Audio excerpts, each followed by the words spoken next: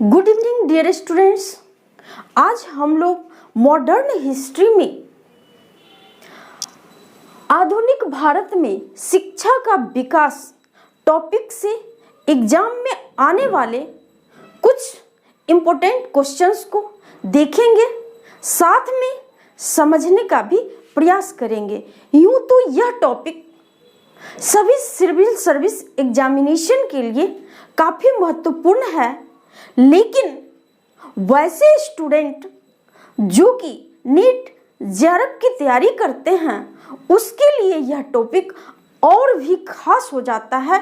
इसलिए वैसे स्टूडेंट से मेरी आग्रह है कि वे इस टॉपिक को बारीकी से समझें और साथ में प्रैक्टिस करें। ओके, आइए प्रैक्टिस करते हैं। Question number first, Wood dispatch oblique would घोषणा पत्र के संबंध में निम्नलिखित में से कौन सा ऑब्लिक से कथन सत्य है ऑब्लिक है? स्टेटमेंट ए, इसके तहत उच्च शिक्षा को अंग्रेजी भाषा के माध्यम से दिए जाने पर बल दिया गया तथा देसी भाषा के विकास के महत्व को नकारा गया। स्टेटमेंट बी, इसके तहत विश्वविद्यालय की स्थापना का प्रावधान किया गया। स्टेटमेंट सी, इसे भारत में अंग्रेजी शिक्षा का मैग्ना कार्टा भी कहा जाता है। स्टेटमेंट डी, शिक्षा के क्षेत्र में निजी क्षेत्र को हतोत्साहित करने हेतु अनुदान सहायता पद्धति की शुरुआत की गई। Option number first statement A एवं B, option number second statement B एवं C, option number third statement A एवं D and option number fourth statement A एवं सी। हमारा सही आंसर होगा option number second statement B and statement C correct है और statement A एवं statement D incorrect असत्य हो गया। तो क्यों, आइए समझते हैं। सबसे पहले समझते हैं चार्ल्स वुड, यह कौन था? तो ब्रिटिश भारत में ईस्ट इंडिया कंपनी के शासन काल में कंपनी की दो गवर्निंग बॉडी थी, एक कोर्ट ऑफ डायरेक्टर्स तथा दूसरा बोर्ड ऑफ कंट्रोलर्स, जिसमें बोर्ड ऑफ कंट्रोल के अध्यक्ष चार्ल्स वुड थे। यह आपको ध्यान में रखना है। इसी चार्ल्स वुड के द्वारा भारत में पाश्चात्य शिक्षा के विकास के उद्देश्य से उच्च शिक्षण संस्थानों में शिक्षा के माध्यम को अंग्रेजी भाषा में बनाने हेतु एक घोषणा पत्र लाया गया, जिसे वुड घोषणा पत्र या फिर वुड डिस्पैच कहा जाता है। आपको ध्यान में रखना है। इस घोषणा पत्र को चार्ल्स वुड के द्वारा 1854 ईस्वी में लाया गया। कभी कभी एग्जाम में यह भी पूछता है कि चार्ल्स वुड का डिस्पैच को कब लाया गया, तो आपको ध्यान में रखना है 1854 ईस्वी में। इसी चार्ल्स वुड के डिस्पैच को भारत में अंग्रेजी शिक्षा का मैग्ना कार्टा भी कहा जाता है। बीपीएससी के एग्जाम में और अदर स्टेट पीसीएस एग्जाम, खास करके यूपी पीसीएस में इस लाइन को पूछा गया है कि इनमें से किसे अंग्रेजी शिक्षा का मैग्ना कार्टा कहा जाता है, तो आपको ध्यान में रखना है चार्ल्स वुड के डिस्पैच को। ओके,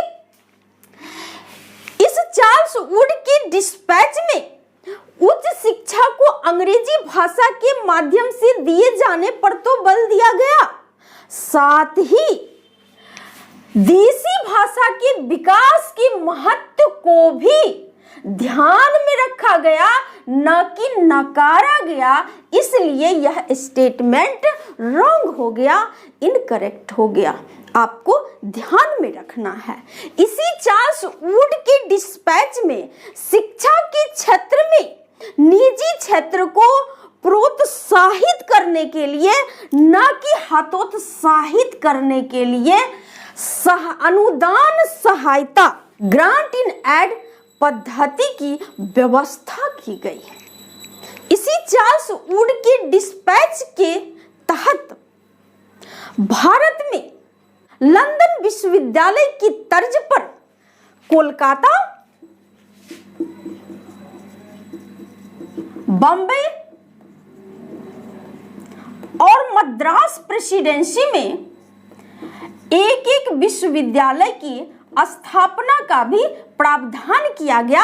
आपको ध्यान में रखना है। एक की पॉइंट्स जो कि आपको निश्चित रूप से ध्यान में रखना है वह यह है कि सबसे पहले आपको यह ध्यान में रखना है कि चार्ल्स वुड का डिस्पैच किससे संबंधित है। आपके ऑप्शन में दिया रहेगा प्राथमिक शिक्षा से, उच्च शिक्षा से, तो आपको ध्यान में रखना है यह उच्च शिक्षा से संबंधित है और उच्च शिक्षा में विश्वविद्यालयी शिक्षा से। Okay, next question number 2। British सरकार द्वारा स्वतंत्रता से पूर्व भारत में आधुनिक शिक्षा के प्रसार का मुख्य उद्देश्य क्या था? ऑप्शन नंबर ए, भारतीयों में आधुनिकता का विकास करना। ऑप्शन नंबर बी, छोटे प्रशासनिक पदों पर सक्षम भारतीय कर्मचारियों की नियुक्ति। ऑप्शन नंबर सी, भारतीयों तथा भारतीय संस्कृति को प्रोत्साहित करना। एंड ऑप्शन नंबर डी, इनमें से कोई नहीं। हमारा सही आंसर होगा ऑप्शन नंबर बी, छोटे प्रशासनिक पदों पर सक्षम भारतीय कर्मचारियों की नियुक्ति हेतु ब्रिटिश सरकार के द्वारा भारत में आधुनिक शिक्षा के प्रसार का मुख्य उद्देश्य था। Question number 3, national council of education के संबंध में निम्नलिखित में से कौन सा ऑब्लिक से कथन सत्य है ऑब्लिक है? स्टेटमेंट ए, इसकी स्थापना 15 अगस्त 1905 को की गई। स्टेटमेंट बी, इसका उद्देश्य राष्ट्रीय साहित्यिक, वैज्ञानिक और तकनीकी शिक्षा को बढ़ावा देना।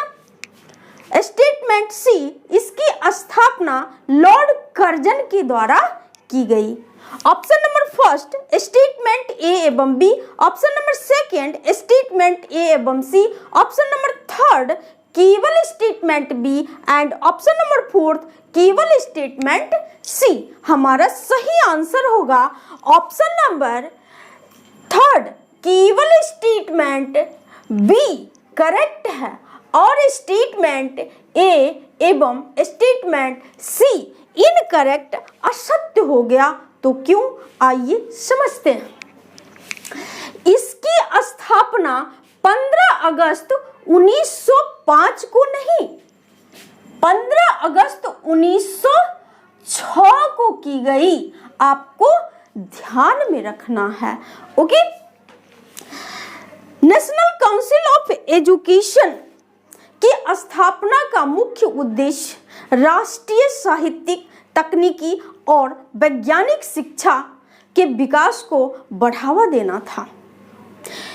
इस क्वेश्चन को नेट के एग्जाम में पूछा गया है, साथ ही Bihar public service commission BPSC के एग्जाम में भी पूछा गया है कि नेशनल काउंसिल ऑफ एजुकेशन राष्ट्रीय शिक्षा परिषद की स्थापना कब की गई।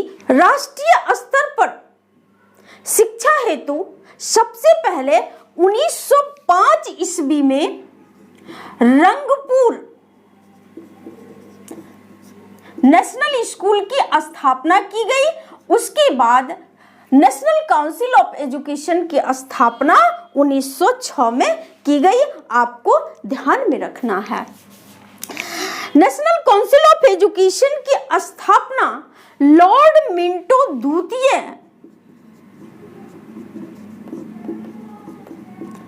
के समय की गई, न कि लॉर्ड कर्जन के समय। ओके, लॉर्ड मिंटो द्वितीय जिसका की कार्यकाल 1906 से 1910 ईस्वी था, इसी लॉर्ड मिंटो द्वितीय के समय में 1906 ईस्वी में ढाका में सलीम उल्लाह खां के नेतृत्व में मुस्लिम लीग का गठन किया गया। आपको ध्यान में रखना है, इसी लॉर्ड मिंटो द्वितीय के समय ही 1909 ईस्वी में मार्ले मिंटो सुधार लाया गया।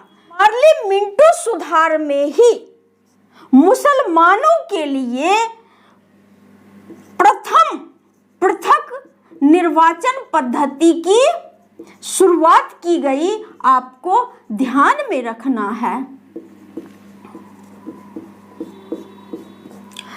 लॉर्ड मिंटो द्वितीय के समय एक और घटना हुई, वह है कांग्रेस का विभाजन। 1907 में कांग्रेस के सूरत अधिवेशन में कांग्रेस का विभाजन हो गया। इन सारे पॉइंट्स को आपको ध्यान में रखना है।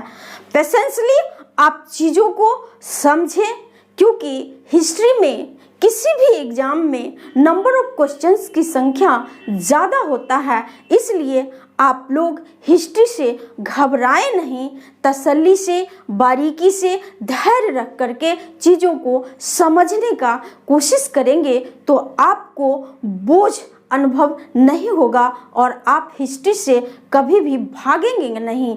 हिस्ट्री पढ़ने का सबसे उपयुक्त तरीका हिस्ट्री में तथ्यों को, घटनाओं को रटने की बजाय रिलेट करते हुए पढ़ें, ताकि एग्जाम में आपका कॉन्सेप्ट क्लियर रहे। आप लोग मुझे मोटिवेट करने के लिए मेरी इस क्लास को अधिक से अधिक शेयर करें, सब्सक्राइब करें।